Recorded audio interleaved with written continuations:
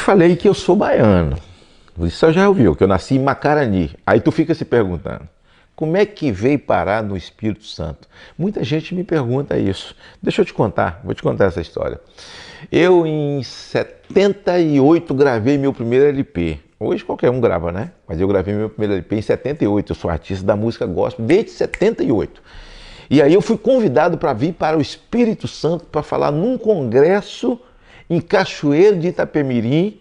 E aí eu vim todo alegre, né? Peguei um ônibus da Itapemirim, passei 4 dias até chegar no Espírito Santo com minhas caixas de LP no porta-mala do ônibus, chegou tudo empenado, desci na rodoviária, um estado bonito, diferente, né?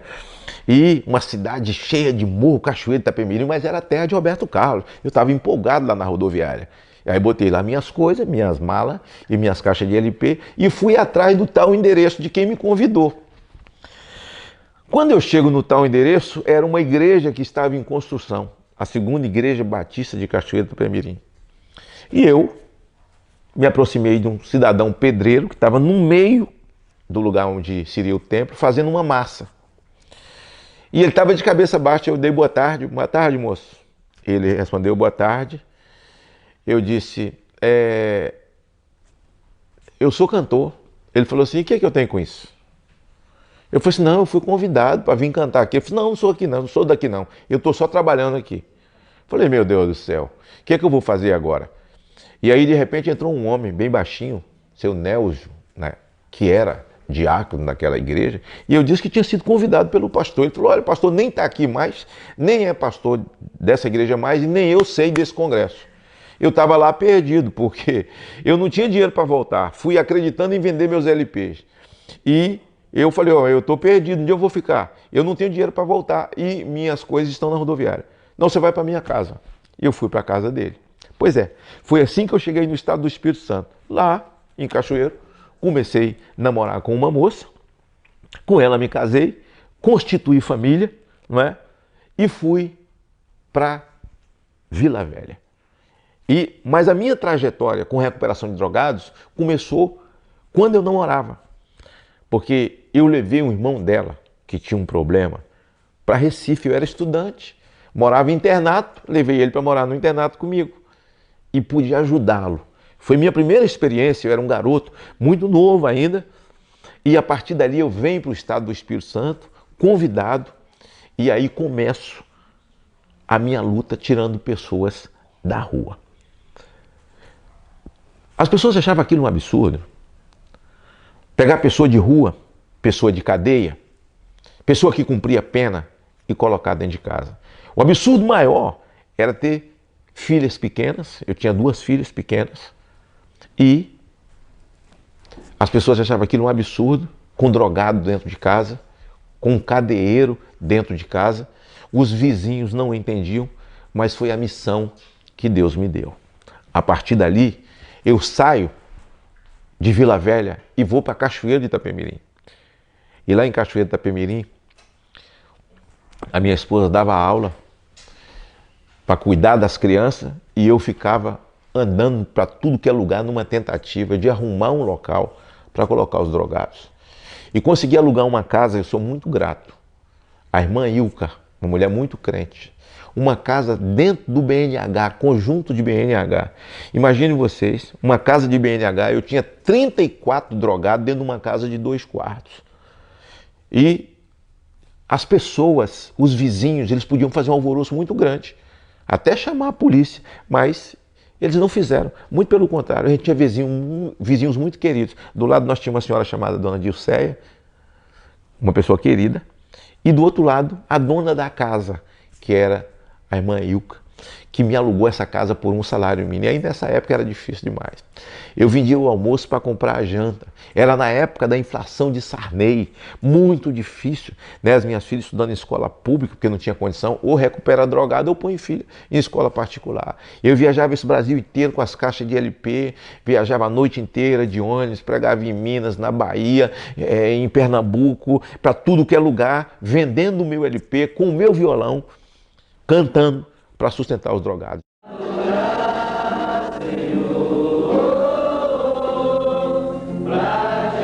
Adorar, Senhor,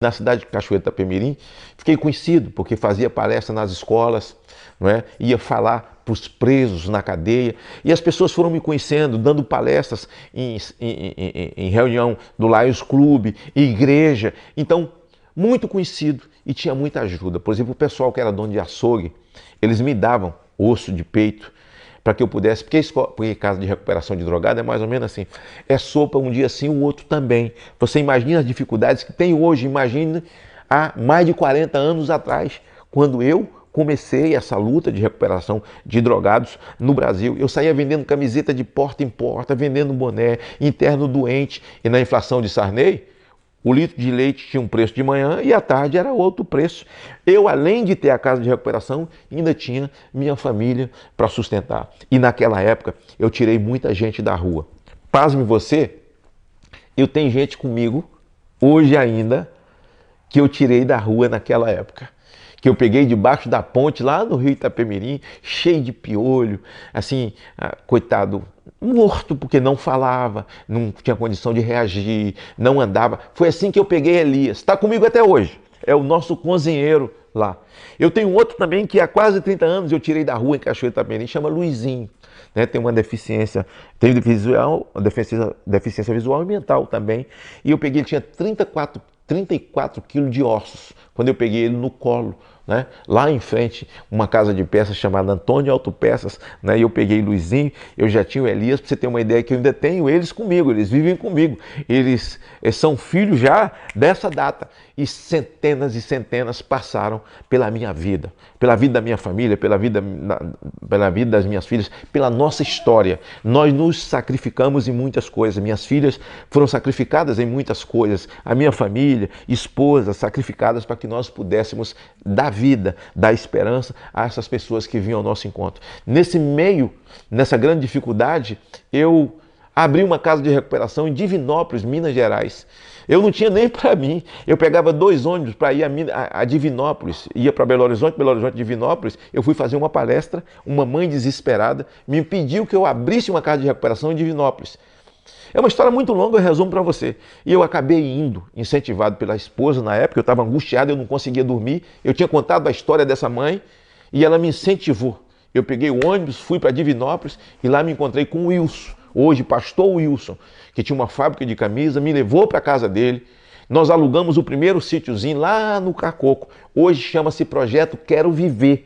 Uma das maiores casas de recuperação de drogados de Minas Gerais, que foi fundada por mim na mesma época do projeto Vem Viver, aqui em Cachoeira de Itapemirim. Eu passava 15 dias lá e 15 dias aqui. Era vendendo o almoço para poder comprar a janta. Eram dias difíceis para todos nós, mas dia de muito milagre, onde a gente via a mão de Deus agindo em nosso favor o tempo inteiro. Hoje nós continuamos, o projeto Vem Viver continua, o projeto Quero Viver continua lá em Minas Gerais, de vento em popa, e nós aqui também, né?